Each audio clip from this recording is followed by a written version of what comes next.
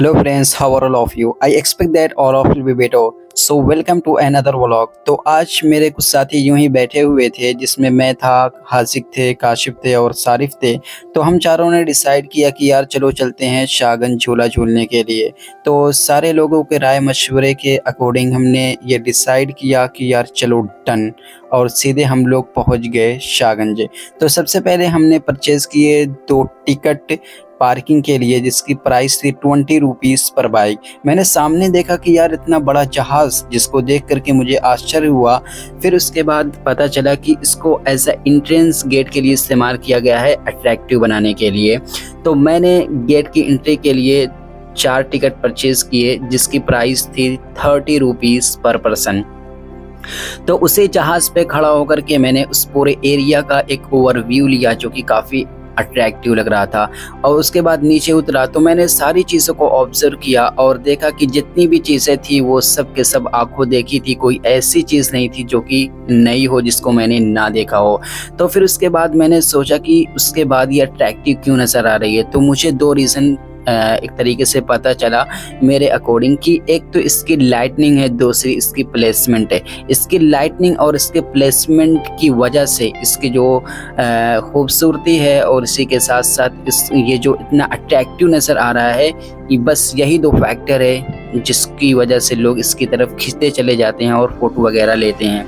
फिर उसके बाद हमने कहा कि यार चलो यहाँ से निकलो और चलो चलते हैं, हमारा जो मेन टारगेट है उस जानिब चलते हैं। हमारा टारगेट है झूला झूलना, चलो जल्दी से झूला झूलते हैं और यहाँ से जल्द अज जल्द निकल चलते हैं। तो फाइनली हम लोग पहुँच गए झूले की जानिब। तो सबसे पहले मुलाकात हुई छोटे-छोटे बच्चों के झूले से, फिर उसके बाद मेरी नज़र पड़ी आसमानी वाले झूले पे जो कि काफ़ी खूबसूरत नज़र आ रहा था। तो हमने डिसाइड किया कि यार कौन-कौन सा झूला झूला जाए। तो सबसे पहले हमने इस वाले झूले को झूला, फिर उसके बाद नाव वाले झूले को झूला। आसमानी वाला झूला जो कि लगता है कि डेंजरस है, लेकिन है कुछ नहीं। तो इसको हमने डिनाई कर दिया कि इसको नहीं झूलेंगे, क्योंकि इसको कई मर्तबा हम लोग ऑलरेडी झूल चुके थे। तो हम लोगों ने सोचा कि चलो सबसे पहले झूलते हैं ड्रैगन ट्रेन वाला झूला। तो इस पे हमारे सारे साथी, जैसा कि आप देख सकते हैं, कि पहुंच गए हैं और काफ़ी एक्साइटेड नज़र आ रहे हैं। तो ये जो झूला था ये काफ़ी मज़ेदार था, हमने खूब मज़े किए और इसकी जो प्राइस थी वो भी बहुत कम थी, मात्र 50 रुपीज़। इससे पहले जब मैं गया था तो इसकी प्राइस थी तकरीबन 80 रुपये। तो ये जो झूला था काफ़ी शानदार था, सारे साथियों ने खूब मज़े किए। तो इस झूले में हाज़िक थक चुके थे तो वो इनकार कर दिए जाने से, तो जिस नाव वाला झूला था उस पे मैं, काशिफ और सारिफ ही गए। तो ये जो नाव वाला झूला था, हमने 3 ही झूला झूला, जिसमें से सबसे डेंजर जो था वो था नाव वाला। मेरे अकॉर्डिंग वहाँ पे जितने झूले थे सबसे डेंजर यही नाव वाला ही था। तो ये जो झूला है, जब एक बार नीचे जाता और एक बार ऊपर जाता, तो नीचे से ऊपर जाता तो कोई डर नहीं लगता था, लेकिन जब ऊपर से नीचे आता था तो थोड़ा-सा डर लगता था और काफ़ी मतलब मज़ा भी आता था। लोग चिल्लाते थे, गज़ब माहौल था। फिर उसके बाद मैंने तीसरे झूले पे पहुँच गया और मैंने इसको लॉक किया और ये था तीसरा झूला। तो जो नाव वाला झूला था उसकी प्राइस भी 50 रुपीज़ थी और ये जो तीसरा वाला झूला, ये एक ट्रेन के मानंद है, इसकी प्राइस थी 40 रुपीज़ पर पर्सन। तो हमने इन तीनों झूलों को झूलते हुए मज़ीद आगे बढ़े कि अब चलो चलते हैं घर की जानिब। मैं ही जा ही रहा था, मैंने देखा कि रिंग वाला गेम हो रहा है, काफ़ी भीड़ लगी हुई थी, तो मैं भी वहीं पे पहुंच गया। मुझे थोड़ा-सा अट्रैक्टिव लगा। तो मैंने इस बच्चे से पूछा कि आखिर इसकी प्राइस क्या है, तो उसने बताया कि इसकी जो प्राइस है वो है 20 रुपीज़। आपको 20 रुपीज़ में 6 रिंग मिलेगी। तो हमने 6 रिंग को परचेज़ किया। तो सबसे पहले काशिफ ने ट्राई किया, जिसमें वो नाकाम निकले। फिर दोबारा ट्राई किया, उसमें भी वो नाकाम रहे। फिर हासिक की बारी आती है, तो हासिक ने आज़माया और उन्होंने जब ट्राई किया तो वो कामयाब होते-होते नाकाम हो गए। फिर उसके बाद बारी आती है सारिफ की। सारिफ ने किसी दूसरी जानिब से ट्राई किया, उन्होंने नीचे से फेंका तो वो भी नाकाम हो गए। फिर उसके बाद बारी आती है मेरी। मैंने सोचा कि हो सकता है कामयाब हो जाऊं, बट मैं भी नाकाम रहा। फिर उसके बाद दूसरी मर्तबा ट्राई किया तो कामयाब होते-होते नाकाम हो गया।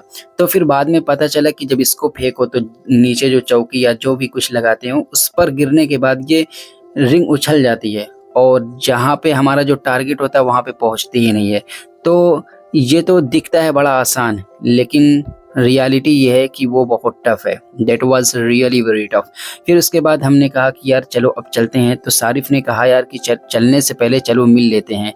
तो सारिफ ने मुलाकातें की कि वरना कहेंगे कि आए और चले गए, मिले भी नहीं। तो सारे साथियों ने 1 बाय 1 करके मुलाकातें की और मुलाकात करने के बाद सारी चीज़ों को एक बार फिर से ऑब्ज़र्व किया और इधर-उधर निगाहें फेरी कि एक बार फिर से अच्छे से सारी चीज़ों को देख लेते हैं। सारी चीज़ों को ऑब्ज़र्व करने के बाद हमने इस एरिया को, इस पूरे झूले को वाले सेक्शन को हमने टाटा बाय-बाय बोलते हुए अपने घर की जानिब लौट चले। तो रास्ते में हमने डिसाइड किया कि चलो चलते हैं एयरमानिस। तो सीधे पहुंच गए हम लोग एयरमानिस। एयरमानिस पहुंचते ही हमारी जो भूख थी वो और बढ़ गई।